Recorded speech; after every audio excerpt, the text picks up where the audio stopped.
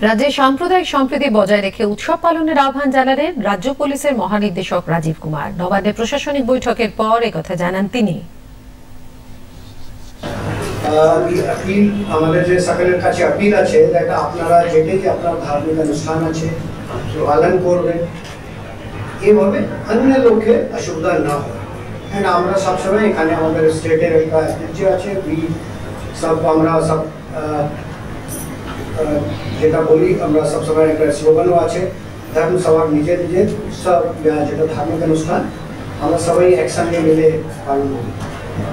আজ basic thought process যেটা আছে আমরা সব সময় এটা দেখি আমাদের জন্য আমরা অনুষ্ঠান ভালোভাবেই যেটা আমাদের করণীয় আছে করবো, কিন্তু অন্য লোকের অসুবিধা না হয়, that is the thing. And এই হিসাবে কোনো দুর্ঘটনা না হয় এটা সাবধানী আমরা পালন করি।